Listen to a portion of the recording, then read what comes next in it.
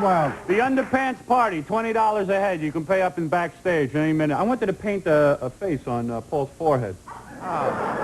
Thanks so much, Howard. What a job he's got. He has a face. Thanks for I know. coming. Yeah, no, you know what I mean. What a job he's got. You just sit there, you play a few songs, rap to Dave. What a job that is. Cool man. gig, I right? love it. I love it. And Hey, it's listen to TV, this. too. Howard, at least he has a forehead. Yes, I know. He looks great, too. Thank you. Howard, let's talk about this underpants and negligee party. I left out part of it. What is that exactly, and when will it be? How do we see it, and what's going on? Well, I'm very excited. First, it's going to be beautiful. Jimmy the Greek is going to be on. And he's going to come out, and he's going to give us his theory about gays and dot heads. And then go into that, which I'm excited about. Well, sure. No, this is going to be beautiful. This is my chance to be on television, Dave. As you know, I've been given the shaft by other media.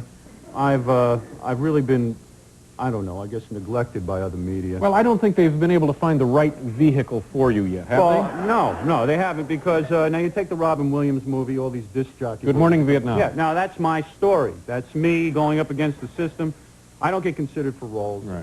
You know, directors have called from time to time, offered me things. I get offered things once in a while, so I said, I can't get on television. I was supposed to be on the Fox network.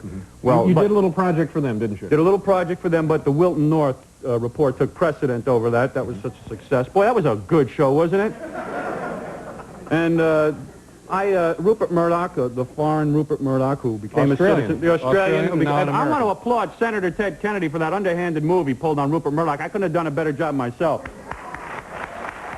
About the Post? About the Post, about Rupert Murdoch, and you know, you can't own all these television stations, newspaper stations. You can't come into this country. This is America, for God's sakes. You can't come into What a patriot. yeah, you can't come into this country and take, well, had he given me a job, I might have felt a little bit better about it. But this is my big opportunity. Now, what Dave. will it be exactly when you say the Howard Underpants, Stern underpants and party, lingerie party? Okay. Is How that- long will it be? Like 2 hours? First of all, make sure you get the name right. It's Underpants and Negligee Party. What did I say? Lingerie. Lingerie party. Underpants and negligee I'm party. sorry. It's going to be great. On February 27th, it's going to be a live event. Everyone in the audience and the host and all the people on the show will be in underpants and in negligee. So you'll have on a pair of underpants yourself? Yes, I will. I'll be doing the entire show in my underpants. And what kind of underpants are? The big goofy boxer No. I'll shorts? be wearing nice, sexy underpants for the ladies. You know, they love that. Nice, sexy. I'll be shaving down my belly and other body hair. I hate body hair. It's going to be beautiful. On camera, I'll be shaving my belly hair. And that's how it opens, Dave. That's Me the shaving opening. my belly hair, okay? I don't like to give away the opening. No. So then what happens? How are we going to fill up the 2 hours? Okay, what happens is, first of all, a half hour of lesbian dialogue, Dave. It's going to be the greatest thing. Dave, all the stuff you'd want to do. 2 lesbians come out, okay? Right. 2 lesbians sit down. Guys call in from all over the tri-state area, from Philadelphia. They can phone Washington. right into the Guys underpants phone in party. and try to win the dates with the lesbians. But that's only the beginning of the fun, Dave. You know, finally I have something to promote. This is great because there's no censorship, you see. Yeah. I Now, can whose go on- idea was this? This seems to me like the perfect area for you, this pay-per-view kind of deal. It was God. It was God. I want to thank God for this opportunity. It really was. It was just Make a lot of inspirational. dough here, too, A lot don't of you? money is going to be made. This is going to be, finally, I'm going to make some money because, quite frankly, although I'm famous in the New York area, I have very little money. And this is bad. Howard, you're making a lot of dough. No, I'm doing all right, Dave. I'm doing all right. But I'm not I have making a the pretty kind good of money. idea what you're making. I think you're making a lot of dough. Well, come on. I know what you're making. And you make a lot more than I do. And quite frankly, I mean, I'm as well known in this area as You're are. a very popular man. A And I popular think guy. your fame is increasing. Yeah, and my wife and I want to move to a house with a gate. I want a big gate, like Elvis. Like Elvis. Like Elvis. I want a gate. I want people standing outside the gate. Right now, people just come up and knock on my door, this kind of thing. What kind of fame is that? I'm living very middle class. And there's nothing worse than being famous than being, middle class. Yeah. You want to be wealthy. I feel like, like Patty Smythe from Scandal or something like that. People know her, but not going anywhere.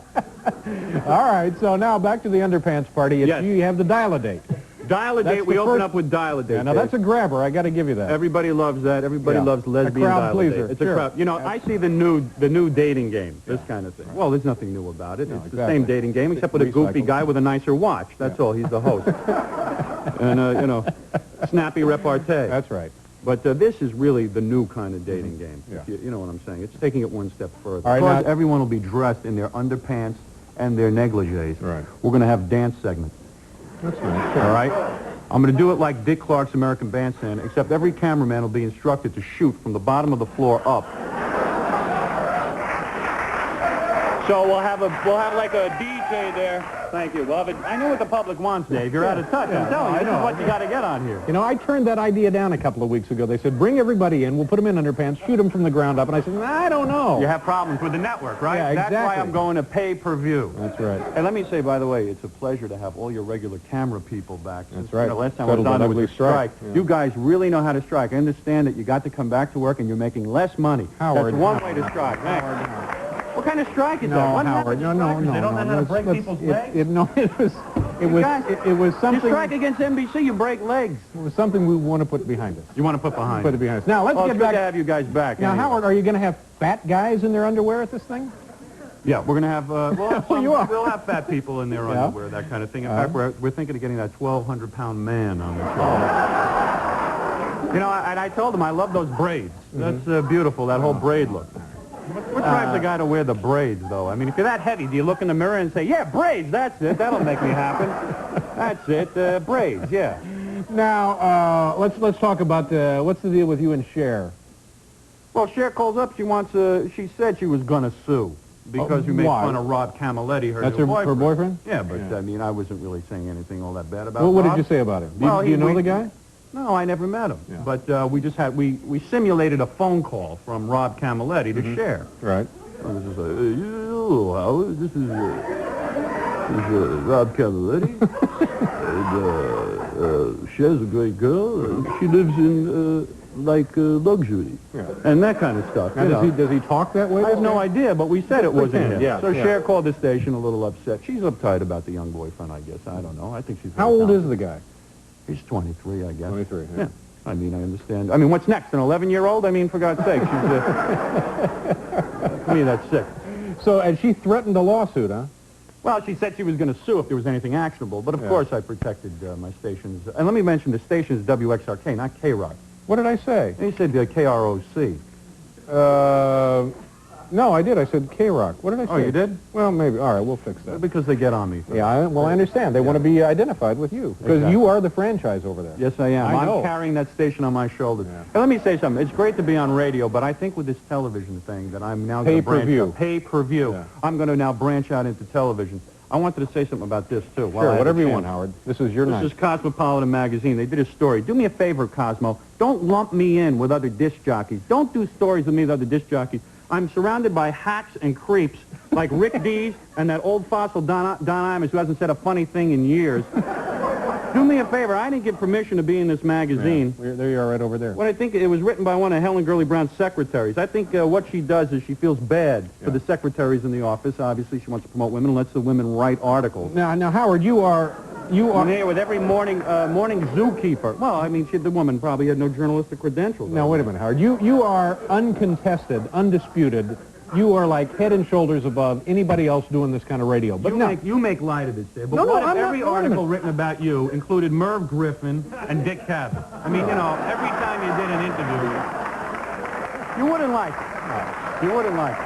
I'd be flattered. Yeah, But seriously, let me ask you a question, and I'm admitting this. How many times have you said Rick Dees is a load to me off the air? How many times have you said it?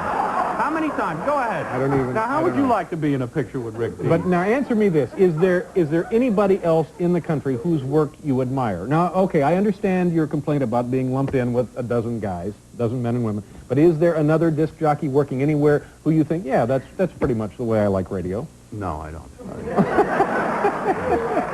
When you were a kid beginning, was there anybody you looked up to as the example? No one. No one. No one was doing anything good.